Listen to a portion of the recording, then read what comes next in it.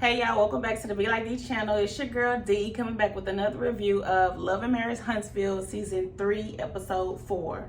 Okay, so we start the episode off where we left off, where Tiffany is telling Destiny's tea about her asking her about LeBerg, if that was her the other day, and she said, oh, that wasn't me.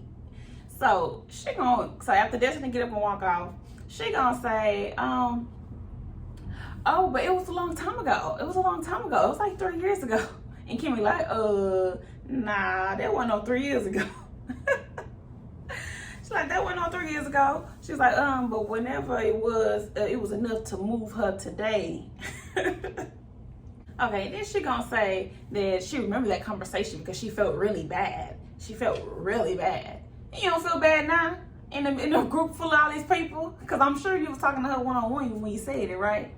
But now you're gonna say that a table full of people on her birthday, at her birthday dinner. And then she gonna say, well, I'm sorry, I didn't want to ruin your party and make you have to run off to the restroom to cheer yourself up. This girl is here to bring mess because she didn't give a damn of what she said, and then she gonna pretend like it wasn't a big deal. It just wasn't a big deal. What is she so upset about? It's over, right? So when Destiny off talking to one of her friend's like, it's okay, it's over, girl. She's like, yeah, it's over, but I'm still going through the emotions. I still have feelings and things. I'm like, okay, yeah, we get that, girl. But you ain't have to hop up and leave. You make the girl see you sweat, girl. No. Stay right there and be like, oh, yeah, okay. And make her look stupid. That's all you gotta do, girl. And hold up, so Destiny did confirm that it was years ago. Because she said, why you bringing up years ago? So how long the hell you and LeBerg was together? How long? Y'all was married for less than a year, right? And y'all got a baby? Girl, okay, yeah, you going through the emotions, all right? You going through the emotions. Oh, Destiny, girl. You blaming the pandemic? You blaming the pandemic on your marriage failing? Girl, bye. No. You should have had a better story lined up, okay? Because Mel over here like, okay, well, is it a businesswoman? Mel trying to save her, even though it don't feel like it's helping Mel, okay? Just because you're saying maybe it was a businesswoman, or is he a cheater? Has it been cheating problems, girl? And I kind of feel like she's kind of saying that because, I don't know, you don't tell me shit. So is he cheating? What? I know y'all was having problems, but you ain't never say nothing about no cheating. And then Destiny kind of just trying to look like, Like, Destiny, stop with the lies. And she's talking about it's not like Martell. Yeah, because you ain't telling her. So now she gonna guess and guesstimate on what the hell what you not telling us. So I guess Mel is trying to get into your tea this year now. Okay, after all that happened, then they go and, well, Tiffany go off to the restroom, and then Mel and Destiny and Kimmy are talking. And Mel like, you like Tiffany? You like Tiffany? Mel, you messy. That's so messy after all of that drama. You like Tiffany? Girl, do you like Tiffany? Yeah. Destiny looking like, bitch. And then Kimmy tried to make her feel better by saying, well, I used to people asking me, looking over like Destiny, and then I'm like, no, bitch, I'm Kimmy. So I'm like, okay, because they said the girl looked like her when she thought it was her with her man. So after that, then Melody is like, oh, I love that you two are friends now, Destiny and Kimmy. And she said, because I just knew y'all would click. I just knew it. I knew y'all started off rough, but I just knew y'all would click. And I guess she's trying to say that's gonna be the beginning of the same friendship with Destiny and Tiffany. But girl, you can't spray me with my own tea and then think we're gonna be friends. Not okay. Okay, so Marceau lands in Houston, and he goes to the hotel, and here come Tisha trying to open up the door looking all cute, all sexy for her man. And he like, oh, I'm good now. Ooh. And girl, not even 10 minutes, not even 5 minutes, and he like, yeah, this is good after a long day. And then he start thinking about the damn day and all the shit they gotta do. So then he's like, yeah, I gotta make sure they got 100 bottles on deck and all of this and that. And then she like, oh my gosh, like, we can't enjoy this moment. Damn, we ain't got no kids right now. And he's like, well, you know, it's a work trip. It's a work trip. Marceau, Give Tisha some damn attention. You know she wants some damn attention. Oh yeah, and apparently Tisha got a stylist now. Okay, that's why you sort of looking a little better. Your hair looking kind of cute. Okay, but more so talking about, well, maybe, well, Jasmine worked at a bank. She knows about money, business. Maybe I should talk to her and give y'all a budget, and then y'all can shop from there. And he's like, it'll be like I'm shopping with you. He like, please don't be spending all our money, damn, okay, damn.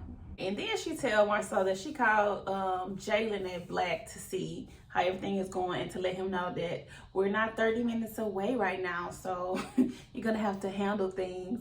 And then he was like, I'm here every weekend, I'm good. I'm like, okay, Jalen, snap off on her dumb ass. You definitely don't want to be talking to her stupid ass about anything if she always telling you anyway to figure it out. Say, I already got it figured out. Bye, Tisha. Bye. Oh, Lord. Now, Kimmy telling Maurice what happened at the Destiny's birthday party and how Tiffany, she was like, yeah, you know, Tiffany and her husband. I still don't remember this husband now. I think it's Lewis. Tiffany and him, and and how they know their kids are friends or whatever. And he's like, yeah. And he's like, well, she came to apparently she friends with Mel, and she came to the birthday party and she was full of information.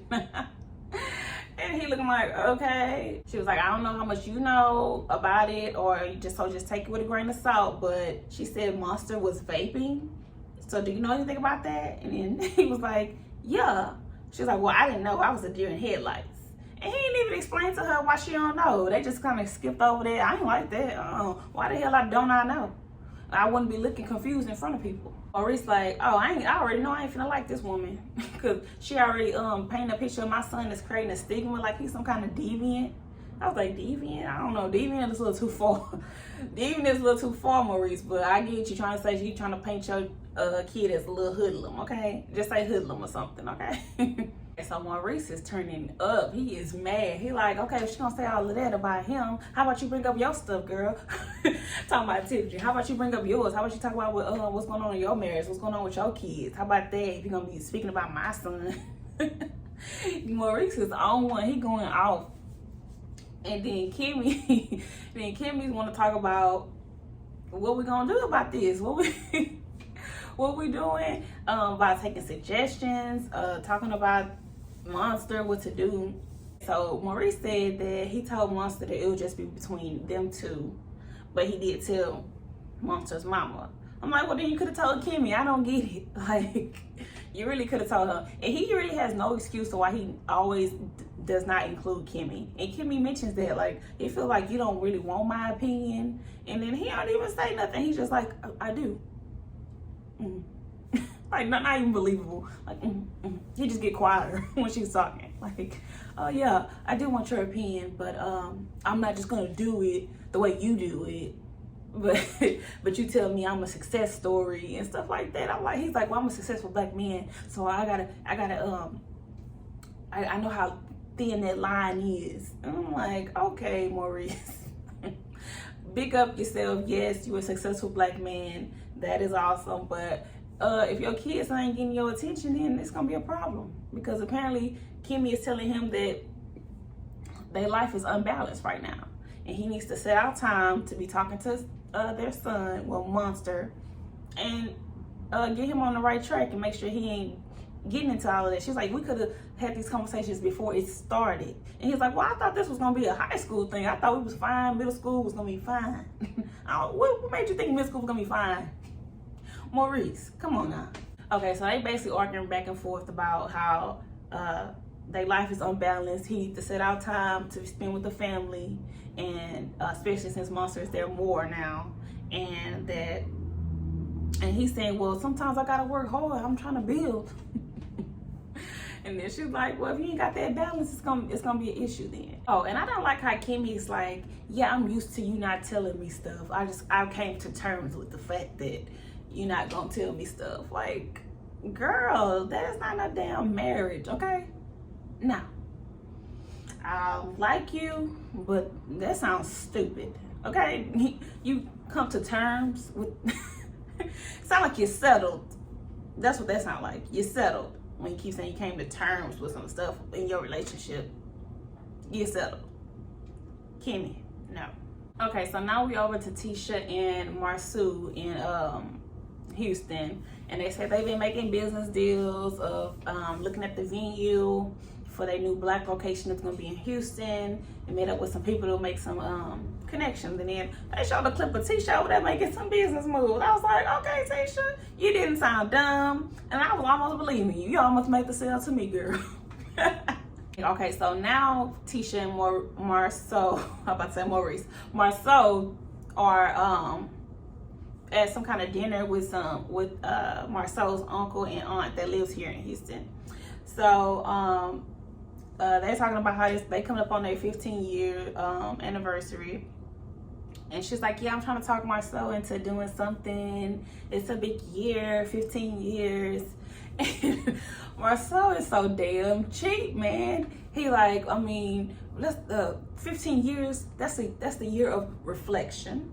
Remember back to when we only had love, had nothing but love for each other. So for 15 years, we should celebrate the love for each other. And just that. Like, you just don't want to plan no trip. You don't want to pay no dinner. You don't want to pay for nothing. Just shame on you. Okay, so while they at dinner, apparently the uncle is the one that's drawn up the plans for their house. I'm like, he all the way in Houston and he drawn up the plans for y'all house in Huntsville.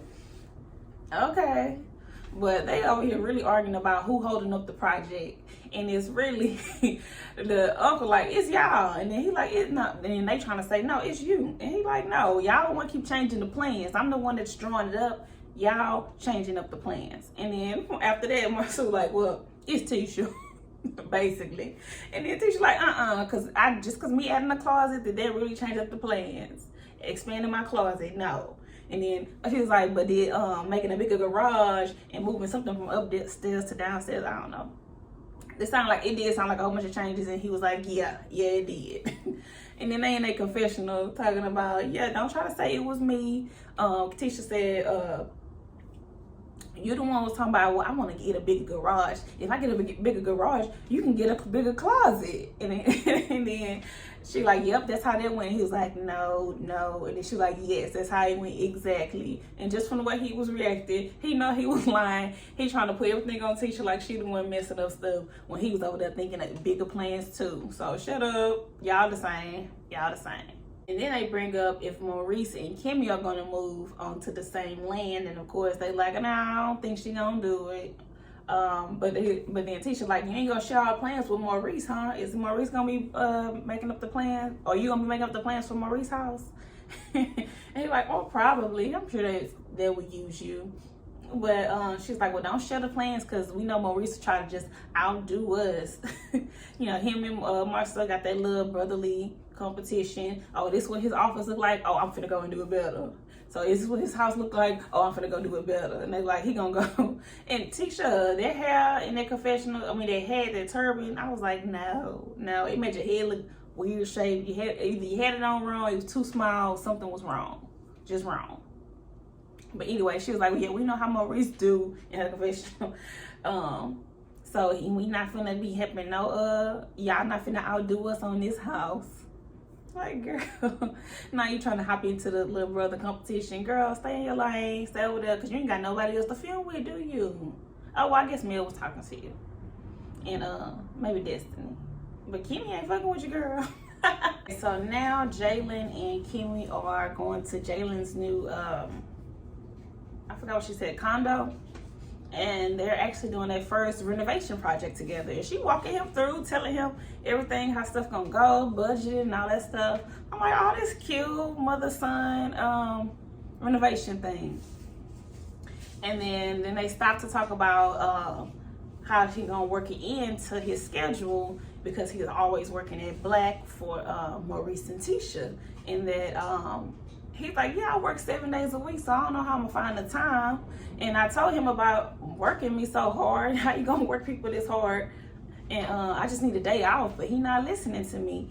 And then she tell him that, well, I feel like the whole percentage thing y'all worked out in the beginning wasn't good either. Oh, I do like how she said that everybody that knew Marceau knew he wasn't gonna get no training. I'm like, girl, why you let your son make these mistakes? But I guess you gotta let him learn. He gotta learn. She probably was like, well, if you think that's a good idea for yourself, then go ahead. But and Jalen was also telling her about the conversation they had before they left for the weekend, and talking about they leaving him there in charge for the weekend. And then Kimmy was like, what the hell does that mean? You always there. What that mean? He was like, exactly. And then Tisha called me with the same bullshit. And then she looking like, you have to talk to them. It's stupid. So Jalen like, it's annoying because they keep telling me what to do. I get advice from Tisha, then I'm like, okay, I'll try to do that advice. But then Marcel come in like, oh no, I want you to run it this way. And then Kimmy like, that's because they're not on the same page. And then he's like, yeah, and I don't know who to listen to. So, and then it's hard to get the criticism and get, he's like, well, I keep getting all the things that have been bad to happen at Black put on me, but I get that, because I'm the general manager. But when I'm asking you for help and you don't help me, that's what's annoying. I'm like, hell yeah, I bet you all annoyed, Jalen. I bet that, I told you, didn't I say last time? The boy is pissed off and he is overworked and he don't want to do the shit no more, probably. He said, give me some help. And I wonder if they're going to actually do that, because Marcel like to make promises apparently and don't follow through. And oh Lord, Kimmy said she done left a damn patient outside when she was a nurse, at the beginning of being a nurse, girl. But she had to go in that confessional and clarify the patient was fine. He just taught me a lesson.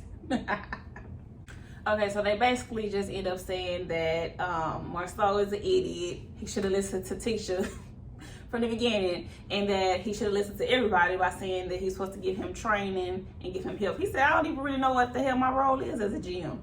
And that's just being honest. So he's gonna have an assistant manager. This sounds so stupid. They're gonna hire an experienced assistant manager to teach an unexperienced person how to be a manager. Okay. This person gonna be like, I'm gonna need to make more than him, okay? That's what I say. Got me fucked up. I'm finna train somebody that don't know shit. The hell? And then, anyway, so then Kimmy brings up Destiny saying that she looks good, that he looks good, and then he like, what? Yeah, I heard you got a crush on Destiny, and then he looking like, where the hell you heard that from? And then why I was about to say Bravo, why gonna show us the damn clips from the damn opening party that supposedly he was eyeing her. He wasn't looking at her ass. Destiny, you delusional. He like, oh no, I wasn't, she not my type. But he was like, but they love me. And Kimmy was like, who is they? And he was like, the Cougars. They call me the Cougar Tamer. And then they stupid ass gonna put it on the screen with him standing up like, ain't gonna put the Cougar Tamer. Like, boy, bye. They stupid. Okay, so now we at the Black event where they're showing their chocolate champagne in a bottle. And I still want to try that shit. It sounds good, but it might be nasty. But I'm curious. Let me have some, okay? But anyway, so why is the cast of Ready to Love there? Ready to Love is another own show, and I'm wondering, was this filmed during their show or at the end of their show? Because why are they there? And why are they talking about Ready to Love chocolates in the bottle? Like, they really trying to promote the same shows at the same time or something? I don't get it. But of course, from Ready to Love, Kyra is there. She got her red dress on. She looking cute. And I don't even feel like they really looked at each other. But Tisha is acting like she is so jealous. I had to come snatch you. She go, what they doing over there? And she go over there, hey, babe. And then he like, oh, hey. Like, what? What's going on? And she was like, she pulled him outside. She's like, yeah, I seen a girl in a red dress looking at you, so I had to snatch you up real quick. And then he's trying to play like he don't know. What girl? What girl in the red dress? In the red dress? What girl? And she like, oh, you ain't see her? Well, I saw it, so I had to snatch you up real quick. And then he gonna say, well, maybe I should go talk to her, because it's all about this service. It's all about service. We don't want anybody to feel uncomfortable. I'm like, Marcel, you just don't know what to say, do you? One, he was half right because they are trying to make a sale. But two, your wife felt away, so you should be on her side at the moment. But okay. And then she's starting to tear up. I'm like, girl, you must know something. You know, and you just like, please don't let it come out. Please don't let it show that he is a cheater because I don't want to believe it. I don't want to see it. That's what I got from it. Because what the hell you crying for? Because the girl looked at him. Okay. And then you talking about how y'all got 15 years in, and you over here like, oh, no, it's fine. It's fine if that's what you think. If you think it was nothing, girl, no. Okay, so what I like about this show is that they give you the real shit, and Maurice really sitting here trying to tell Kimmy that he is the driving force that's trying to bring everybody together in all a co-parenting.